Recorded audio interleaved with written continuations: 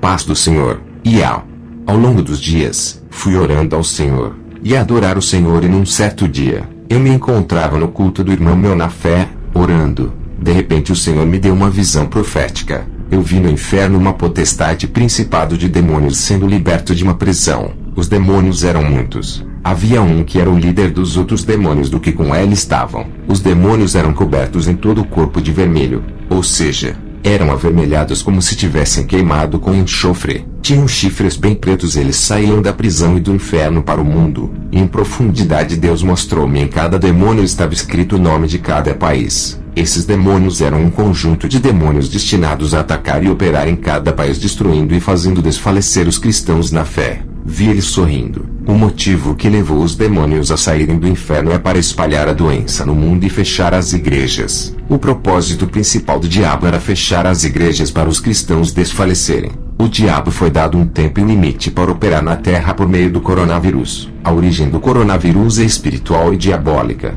Deus deu ao diabo um limite de tempo para operar na terra. O propósito do coronavírus não é somente trazer doenças, mortes e aflição, mas destruir espiritualmente os crentes. Vou explicar. O diabo tentou de todas as formas atacar os crentes e não conseguiu, então ele pensou em usar uma outra estratégia para destruir espiritualmente os crentes. Se tu prestares atenção, verás que essa doença no exódio princípio fechou as igrejas. As barracas continuaram abertas, os carros em movimento, a bebedice mesmo apesar de ser proibida. Essa lei foi muito rigorosa com as igrejas. No livro de Atos a Bíblia diz que os discípulos de Jesus Cristo foram proibidos de pregar o Evangelho. As potestades daquela cidade disseram a eles: não fale em nome do Senhor, ou seja, não pronuncie o nome de Jesus neste lugar. Mas mesmo assim os discípulos pregavam o Evangelho do Santo Cristo. Então Pedro e o que com ele estava foram presos, ou seja, fechados, trancados numa prisão para que não falassem o nome do Senhor. Isso se resume ao que acontece agora.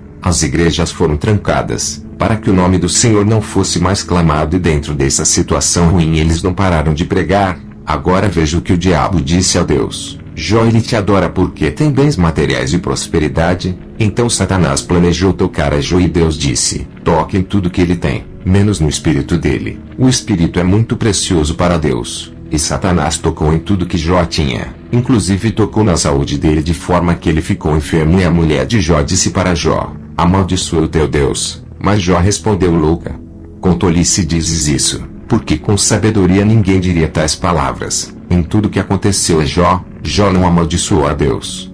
Então Satanás pensou em tocar nós, espiritualmente. Ele veio trancar as igrejas para que os crentes se desviassem do caminho do Senhor ao ponto de amaldiçoar ao próprio Deus com as suas obras. Veja que nesse tempo foi exigido distanciamento social, ao ponto de impedir a pregação do Evangelho. Isso através do Covid. Então o propósito do coronavírus era de afastar as pessoas do Senhor, porque a igreja é o que coloca os crentes firmes. Salmo 133:11. Como é feliz e agradável observar quando os irmãos vivem em fraternidade. A igreja é algo importante na vida do crente, algo precioso. É o que coloca os crentes firmes no Senhor. O segredo é difícil ficar em pé. Por isso, para um crente ficar firme, precisa da congregação. A Bíblia diz no livro de Hebreus capítulo 10 versículo 25, e não deixando as nossas congregações como é costume de alguns. Mas Deus me disse, e Ele vai restaurar os bons tempos que nós vivíamos. Irmãos, dentro dessa dificuldade vamos ficar firme.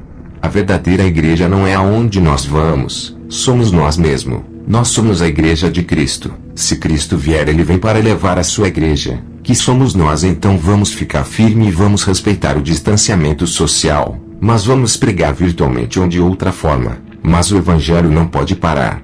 Facebook, Pequenino Cristo. YouTube, Moisés Ungido. Siga o canal e inscreva-se no nosso canal. João 1:12. Amém.